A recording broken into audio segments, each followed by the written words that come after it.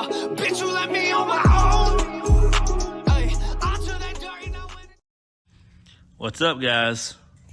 Let's discuss Impact Wrestling for December the 22nd, 2022.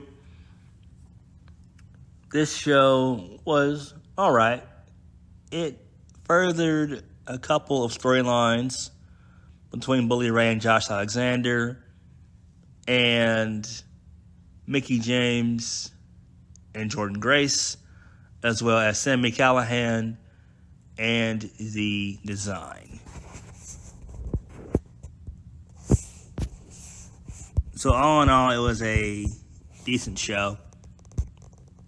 We kicked the show off with Death Dolls versus Deonna Purrazzo and Giselle Shaw for the Impact Knockouts Tag Team Championships. Death Dolls, they retained. Later on in the show, both Deonna and Giselle Shaw agreed to part ways. And when I saw that, I started to realize that Deonna's coming to an end with Impact. She's wanting to go to WWE. She's done everything she can with the company.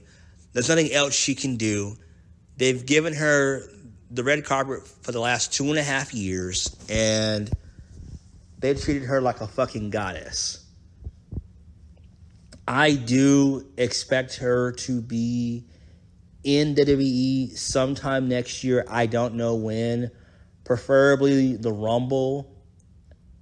Maybe, I don't know, but guaranteed in 2023 we will see her in WWE, as well as Chelsea Green and probably even Mickie James.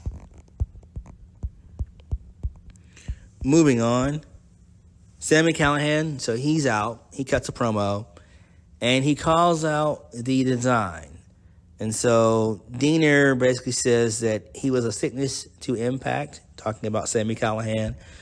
Callihan responded and said that he was interested in joining, but Diener asked if the design was interested in bringing in Callihan. So they all voted to not allow Sami into the design, and Sami got his ass kicked by all three members, and Diener stood tall. He was able to hit his little DDT, which is pretty sick. I like it. And he sat on Sami Callihan. I don't know what's next for this feud, but I kind of like it.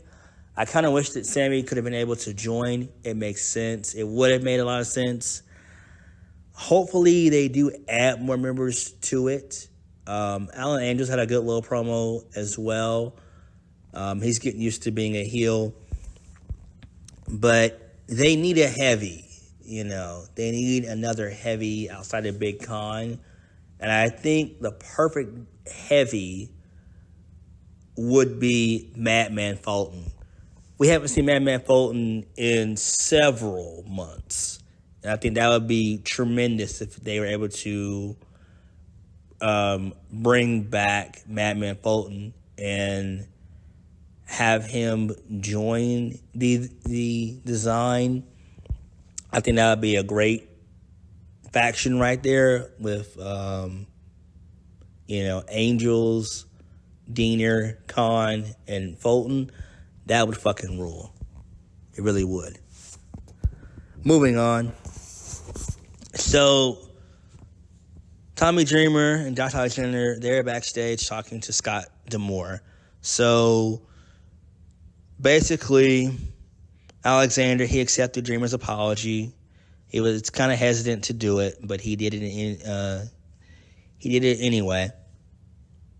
And so, Tommy wanted Alexander to realize that he wanted to handle Bully on his own.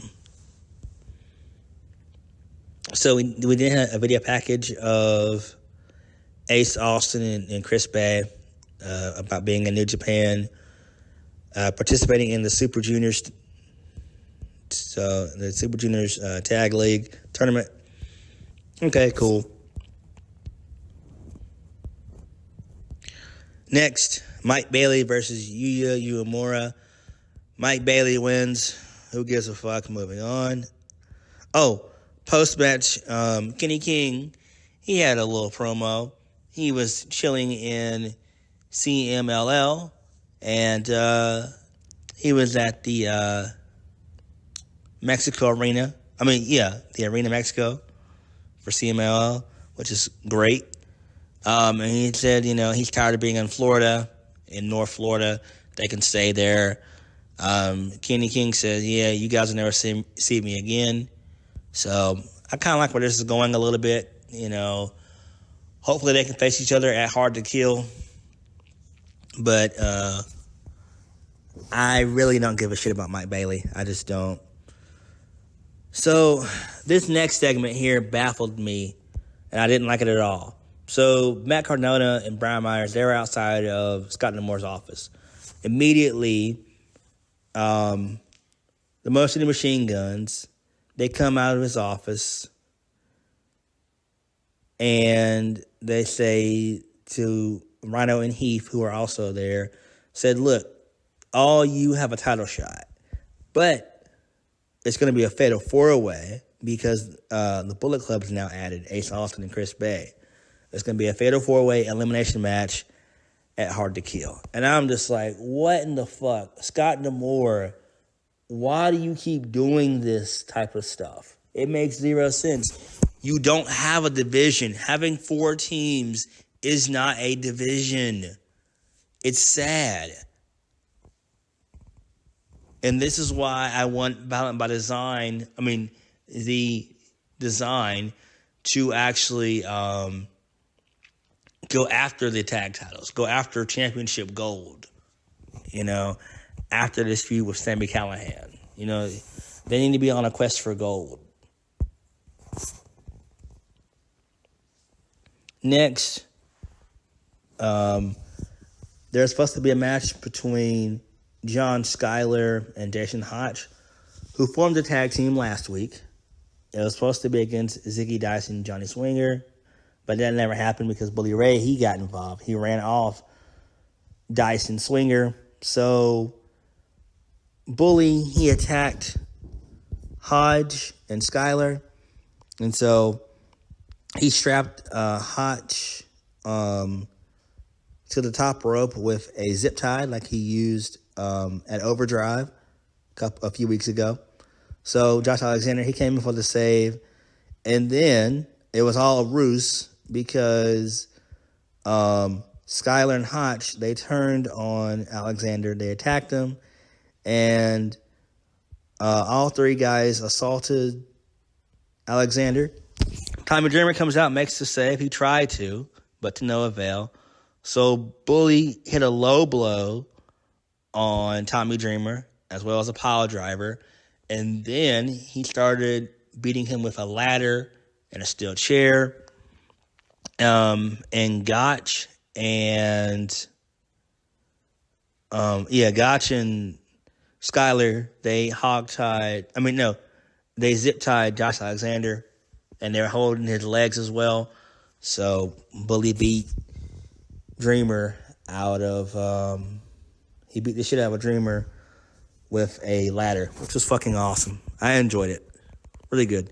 So, continuing on, Scott D'Amore, he was backstage. He, liked the enthusiasm in Josh Alexander's voice, saying that, he's glad that Alexander came to this point. This is what he needs to defeat Bully Ray.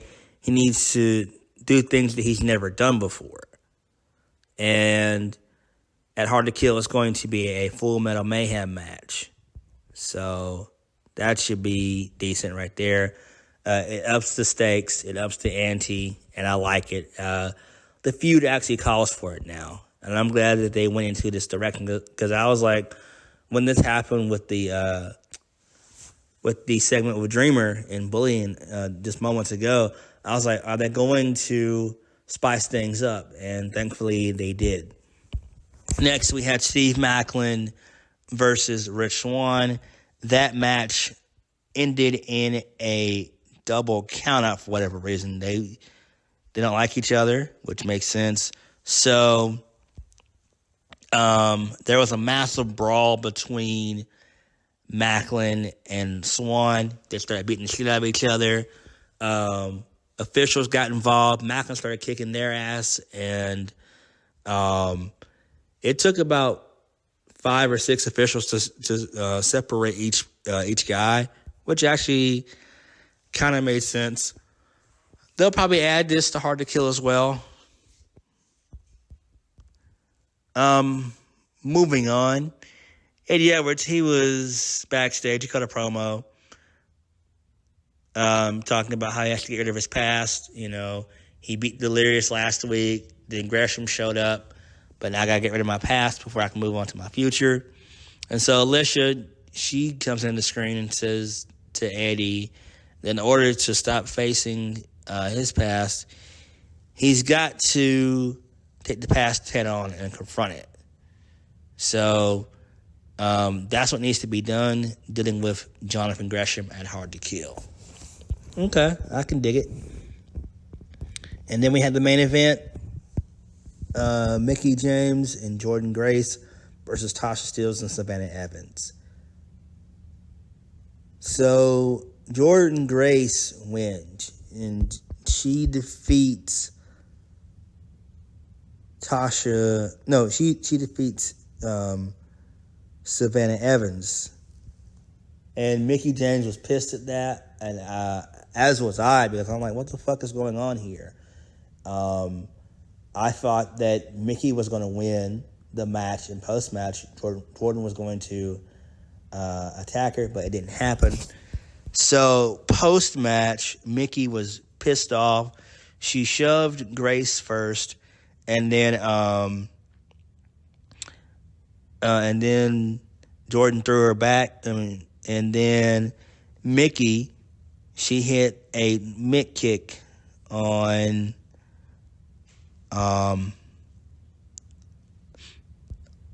Grace. So, and the two they stared each other down, and that was it. So I'm fine with it. I just wish that they would have progressed the story even further. I really do think that we are going to have a definitive heel involving Jordynne Grace and Mickie James. It has to happen. They have got to turn heel. They have to turn not Mickie James. They have to turn Jordynne Grace heel. Jordynne Grace needs to turn heel. We have 3 more weeks left to do it. They've got to do something else.